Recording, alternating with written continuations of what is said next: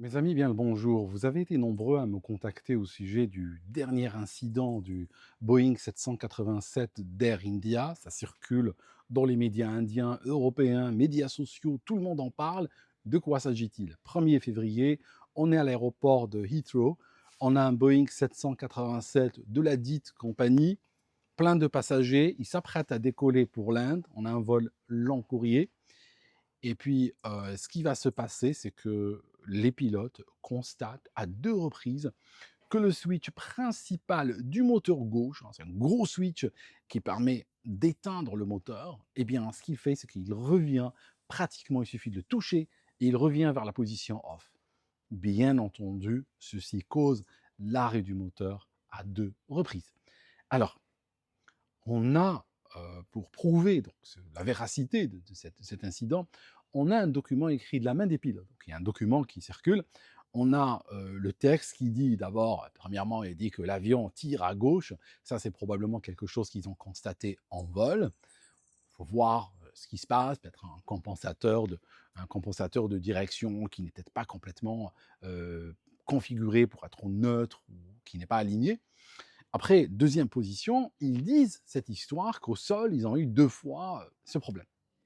Alors, cette histoire, bien sûr, étire les limites de la crédibilité et à plus d'un titre. C'est-à-dire, il faut se rappeler qu'on est dans un contexte qui est émotionnellement et politiquement chargé. Il s'agit, bien sûr, d'une réminiscence de l'accident d'Air India 171 à Ahmedabad l'année dernière. Cet appareil qui décollait, et puis il allait vers le Royaume-Uni d'ailleurs, et puis il s'est écrasé. Tous les occupants sont morts, excepté un, miraculé. Et puis, il y a eu de nombreuses victimes au sol. Il est tombé sur une école de médecine. Plus tard, on a appris que les moteurs ont été arrêtés dans des circonstances qu'on cherche toujours à élucider, mais on s'approche de plus en plus vers un acte délibéré, même si, voilà, le mot est tabou en Inde. Donc, ce qui se passe, c'est qu'aujourd'hui, les équipages d'Air India, et on peut les comprendre hein, sur le plan humain, ont une relation conflictuelle avec cet avion-là. Ça arrive chez toutes les compagnies, quand elles ont un accident grave, eh bien, on va voir que dans les mois, les semaines qui suivent, il y a souvent des avions qui font des atterrissages d'urgence, des pilotes qui refusent de partir, des incidents qui sont montés en flèche, tout simplement parce que tout le monde est nerveux avec cet avion. Donc ça c'est tout à fait normal. Je vous rappelle une histoire assez extraordinaire, c'était le vol Eastern 301. Ça doit se passer, je vous dis grosso modo, dans les années 70. Ne me citez pas sur la date, mais je pense, je mets mon argent en 1975 à plus ou moins 2-3 ans. Et en fait, c'est un avion d'Eastern qui s'écrase en Floride. Il tue une partie de ses occupants et ce que fait la compagnie, vu que l'appareil n'est pas complètement détruit, elle va récupérer un certain nombre de pièces, d'éléments qui ne sont pas des éléments structuraux importants. Ils seront récupérés et utilisés sur d'autres appareils. Il y a une histoire extrêmement bien documentée où sur les autres avions de même type qui ont reçu ces pièces-là, il y a des équipages qui ont commencé à voir, des choses assez étranges. Je vous les donne telles qu'elles ont été racontées et je sais que c'est quelque chose d'assez dur à entendre. Par exemple, tu as une hôtesse de l'air, la nuit, les lumières sont éteintes, l'avion est en train de foncer au-dessus de l'Atlantique, tout le monde dort. Elle va vers le galet pour préparer un café à la demande du capitaine et là, elle voit quoi?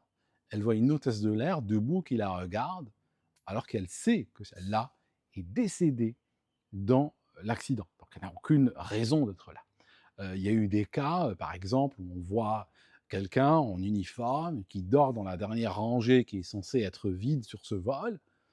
La personne tente de lui parler, de le réveiller, elle va appeler ses collègues et quand ils arrivent, ben, il n'est plus là. Il y a eu un cas où une personne déclare, et c'est des gens très sérieux, c'est des membres d'équipage, des gens qui sont suivis médicalement, c'est pas des gens qui perdent la boule.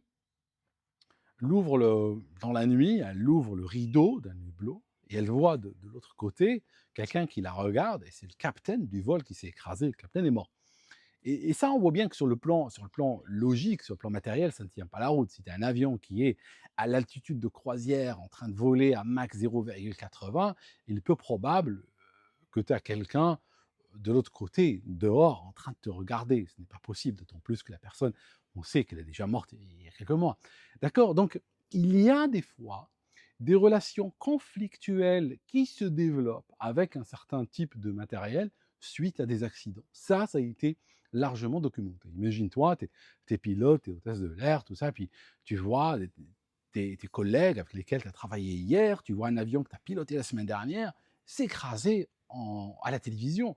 Imagine le choc que ça peut être. Donc, ces équipages, parfois, voient des choses, ils sont de bonne foi, mais ils voient des choses qu'une personne objective a du mal à reproduire et parfois a du mal même à croire, pour tout vous dire. Alors, une fois que donc ils ont eu ce problème avec ce switch, ce qui est un peu étonnant, c'est qu'ils ont décidé de partir en Inde. Alors qu'on serait quand même attendu, voilà, attends, tu as le réacteur qui s'arrête 2 fois de suite, tu as le switch qui ne tient pas, tu fais quoi? Tu pars en Inde, tu fais un vol long courrier? Ça n'a pas de sens. Ils ont fait quoi? Ils l'ont pas remplacé à ce que je sache. Ils l'ont tenu en partant, ils l'ont gardé la main dessus tout le temps, ils ont demandé un élastique des cheveux d'une hôtesse pour l'attacher. Ça n'a pas de sens tout ça. Donc ça, c'est le premier point. Deuxième point. L'incident a été rendu public non pas par les voies orthodoxes habituelles, donc soit par la DGAC indienne ou Air India ou autre, non, ça a été rendu public par une association très latérale, peu connue, n'est-ce pas? Qui a soudainement déclenché la tempête médiatique dont nous parlons aujourd'hui. Donc, il y a pas eu de communiqué officiel. L'avion a été groundé, donc a été bloqué au sol en Inde, cet exemplaire-là, pour analyse. On a demandé aux autres de vérifier les robinets de carburant, la presse s'en mêle. Donc moi je vais vous dire, cette histoire étire les limites de la crédulité dans une zone qui me rend personnellement très inconfortable. Donc c'est une déclaration assez extraordinaire pour laquelle on s'attend à une preuve ou tout aussi extraordinaire, genre une vidéo par exemple. Donc, on n'a rien de cela, on n'a rien de matériel, on n'a que un texte écrit par des pilotes et on attend, on attend que les autorités corroborent. Maintenant, en Inde, il y a des médias qui disent oui, les Américains, le NTSB, la FAA couvrent Boeing. Je suis très critique envers les institutions, vous me connaissez par d'autres canaux, mais il faut être juste. Je n'ai pas constaté que le NTSB a l'historique, par exemple, de protéger Boeing. Le NTSB ou même la FAA n'ont eu aucun scrupule lorsque le Lion Air s'est écrasé, l'Ethiopian Air, vous savez, le 737 MAX. Ils l'ont groundé pendant très longtemps, ils ont retiré le certificat de navigabilité, ils n'ont pas dit on risque de faire perdre de l'argent à Boeing. Les autres compagnies aériennes, comme les compagnies américaines, qui utilisent très largement le 787, n'ont reçu aucune instruction, ni pour changer les switches en question, ni pour changer leurs procédures, ni même pour vérifier. Il n'y a rien. Ça signifie que on pratique, malgré toute l'émotion que ceci suscite en Inde, et malgré que ce que je vais vous dire est un sujet tabou là-bas, on s'achemine malheureusement vers une action volontaire. Une action volontaire parce que, rappelez-vous, l'avion décollé, les deux moteurs se sont arrêtés, on sait que les switches ont été ramenés ou sont revenus vers la position off, les moteurs s'arrêtent, l'avion continue en vol plané, 10 secondes plus tard, il y a une tentative désespérée donc, de rallumer les moteurs. Sur ce, l'avion touche les habitations et puis vous connaissez la suite. Il y a une tragédie nationale là-bas. Donc voilà mes amis, à ce stade, bon voilà, je vous ai dit ce que je pense. À ce stade, j'ai énormément de doutes sur cette histoire. Si jamais, dans les jours, les semaines qui viennent, hein, on sera peut-être contredit par une enquête et puis après on dira bon bah on a failli dire que ces pilotes racontent n'importe quoi, hein, mais finalement ils avaient raison. On ne sait pas, hein, ça peut arriver, il faut faire attention. Donc voilà. Merci mes amis de votre fidélité à ce canal. S'il vous plaît, abonnez-vous. Je suis un des youtubeurs, n'est-ce pas, qui ne dit jamais abonnez-vous, extrêmement rarement. Il suffit qu'il y a des gens, ils commencent une vidéo pendant 3 minutes, ils t'expliquent pourquoi il faut que tu t'abonnes. Je ne le fais pas.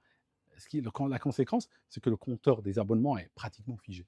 Donc s'il te plaît, prouve-moi ou aide-moi, s'il te plaît, à juste à percevoir que ce travail-là, est apprécié en t'abonnant à ce canal.